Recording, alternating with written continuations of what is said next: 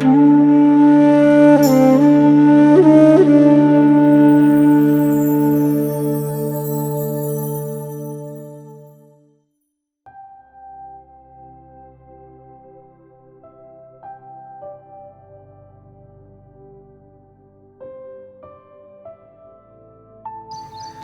काली जय महादेव।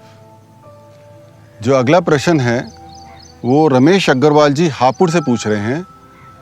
गुरुजी, आप अपने प्रवचनों में बार बार साधना की बात करते हैं, ये साधना क्या है, कृपया विस्तार से बताएं। साधना ये है कि जो भी सही आध्यात्मिक प्रणाली है उसका भक्ति और अनुशासन से नित्य हर दिन अभ्यास करना, यही साधना है।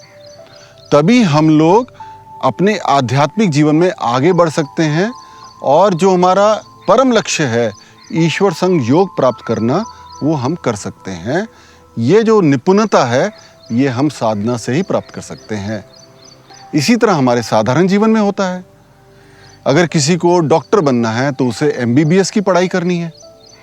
अब MBBS के लिए वो क्या करेगा, सबसे पहले कोई ऐसा कॉलेज ढूंढेगा जिसमें सही तरीके से MBBS की पढ़ाई कराई जाती है।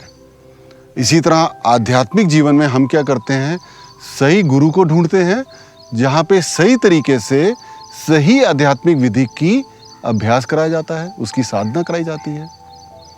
उसके बाद जो डॉक्टर की पढ़ाई कर रहा है, जो MBBS की पढ़ाई कर रहा है, वो कॉलेज में एडमिशन लेने के बाद रोज़ हर दिन पूरे पैशन के साथ, पूरे जुनून के साथ और डिसिप्लिन के साथ, अनुशासन के साथ अपनी पढ़ाई करता है, तो 5 साल में वो डॉक्टर बन ही जाता है। इसी तरह हमारे आध्यात्मिक जीवन में हमें क्या करना है कि जो सही आध्यात्मिक प्रणाली है उसका भक्ति के साथ और अनुशासन के साथ रोज उसका हमने अभ्यास करना है, तो ईश्वर की कृपा हम पे हो ही जाएगी। तो देखिए कितनी समानता है कि किसी भी, अगर हमने अपने साधारण जीवन में किसी भी कार्य को पूरा करना है, उसमें पूरी तरह से निपुणता हमने प्राप्त करनी है, उसी तरह हमने आध्यात्मिक जीवन में भी जो कार्य में निपुणता प्राप्त करनी है तो सही विधि का अच्छी तरह से अभ्यास करना है। अब होता क्या है, ये जो हमारी प्रणाली है, ये जो अभ्यास है, उसके लिए हमें कौन एक अच्छा बताने वाला अध्यापक चाहिए। हमें जो वो विधि है वो सही चाहिए, हमारे अंदर भक्ति और एक पैशन, जुनून होना चाहिए और हमारे अंदर अनुशासन होना चाहिए, बस यही तो चाहिए।